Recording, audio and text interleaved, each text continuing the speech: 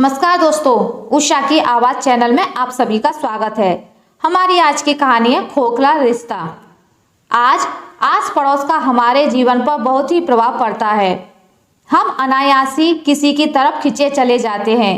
ऐसी ही मेरी सहेली हिमानी थी। हिमानी को लगता था कि उसके अंकल आंटी बहुत अच्छे हैं। उनके व्यवहार से लगता ही नहीं था कि वे अपने नहीं हैं। धीरे धीरे उनके साथ उसका अपनापन तो बढ़ता ही जा रहा था। अंकल आंटी कोई और नहीं, उनके एरिया में हुए तबादले के बाद आए हुए नए पुलिस इंस्पेक्टर थे। उनकी पत्नी हिमानी की आंटी थी।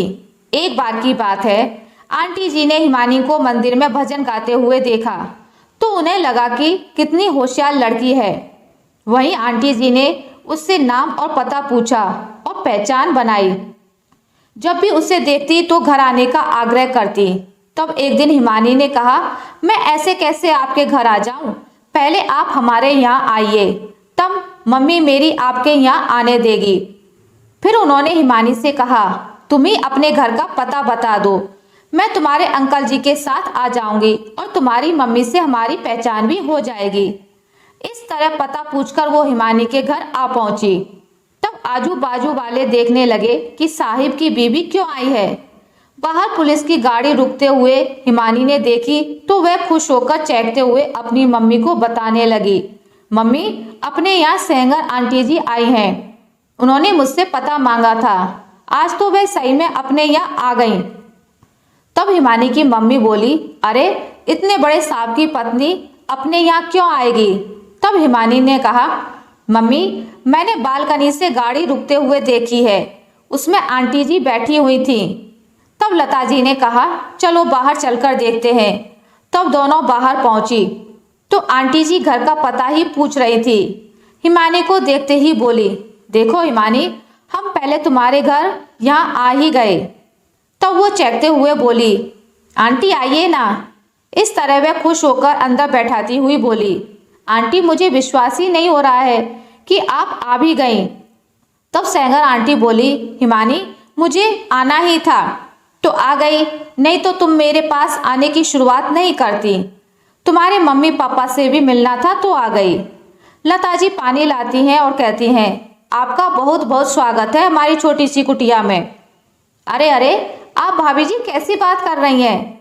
हमें भी आप जैसे अच्छे लोगों की जरूरत है। आपकी बेटी की आवाज़ ने मुझे अपना बना लिया और आज मैं खिंची चली आई। तब दोनों की बहुत सारी बातें होती हैं। लता जी उनके लिए पोहा बनाती है, चिप्स भी सेक कर लाती हैं। इस तरह सेंगर आंटी जी का हिमानी के यहाँ आना जाना होने लगता है।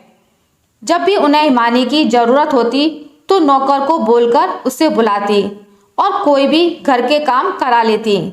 कभी उसके साथ कहीं जाना होता तो घूम आती, जैसे कभी पिक्चर, कभी प्रदर्शनी, कभी मार्केट।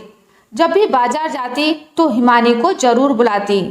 उन्हें इस शहर के मार्केट की जानकारी नहीं थी, इसलिए हमेशा वे हिमानी का साथ ही लेती। इस तरह समय निकल रहा था। उनका मतलब पूरा होता हुआ लगा। अब उनका ट्रांसफर होने वाला था तो धीरे धीरे दूरियां बनानी शुरू कर दी। हिमानी और उसका परिवार हर हफ्ते उनके यहाँ मूवी देखने जाता तो वह सिर दर्द का बहाना बनाती या कोई काम एक्स्ट्रा निकाल लेती कि हिमानी आएगी तो ये बहाना बना लूंगी। हिमानी को समझ में नहीं आ रहा था, पहले इतना प्यार दिया और अब बदला हुआ रवैया आंटी का क्यों हो रहा है, वह समझ नहीं पा रही थी। इसलिए कहा जाता है ना कि पुलिस वालों की दोस्ती अच्छी ना दुश्मनी। अब क्या था, एक बार हिमानी के पापा का पड़ोसी से झगड़ा हुआ। तब हिमानी को लगा कि अंकल जी सब संभाल लेंगे। वह सुबह सुबह थाने पहुंच गई। उसने पूरी बात अंकल जी को बताई, पर वो पहले ही रिश्वत ले चुके थे तो उसे कानूनी ज्ञान दे डाला। उसके पापा को कानूनी कागज बनवाने में 2 दिन लग गए, तब वो रिहा हो पाए। असल हुआ ये था, मदन जी और उसके पड़ोसी के बीच झगड़ा हुआ था। मदन जी हिमानी के पापा हैं। आज उन्हें समझ आ गया कि मीठे मीठे बोल से कोई अपना नहीं होता। अब आपसी व्यवहार में तनाव आ चुका था। भले ही हिमानी के पापा बहुत पैसे वाले नहीं थे, फिर भी वे थानेदार साहब का सम्मान करते थे। आज उनकी असलियत तो सामने आ चुकी थी। कोई किसी का सगा नहीं होता।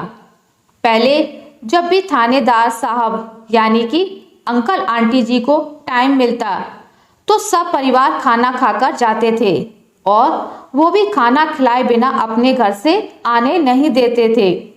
खैर, पुलिस वाले भी कहीं की खुन्नस कहीं निकालते हैं।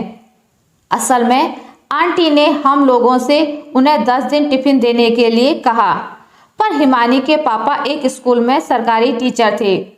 उनका बड़ा परिवार था। उनकी 4 बहनें और 2 भाई थे। ऊपर से दादा दादी भी थे। इस तरह काम भी मुश्किल से हो पाता था।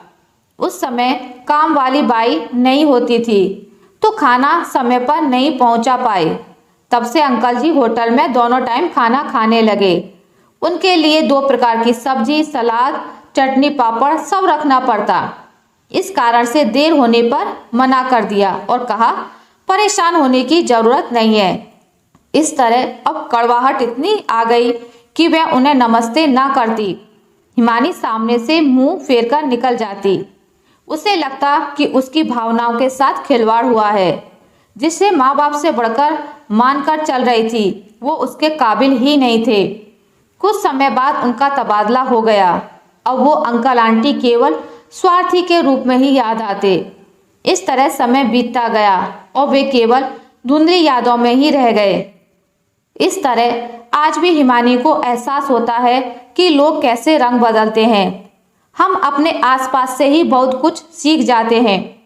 सीख भी जीवन भर के लिए इतनी कड़वी याद बन जाती है। विश्वास जीतने वाले कब अविश्वासी हो जाएं पता नहीं चलता है।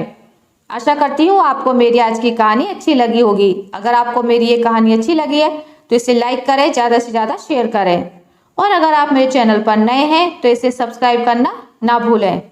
मिलते हैं एक नई कहानी के साथ, तब तक के लिए नमस्कार।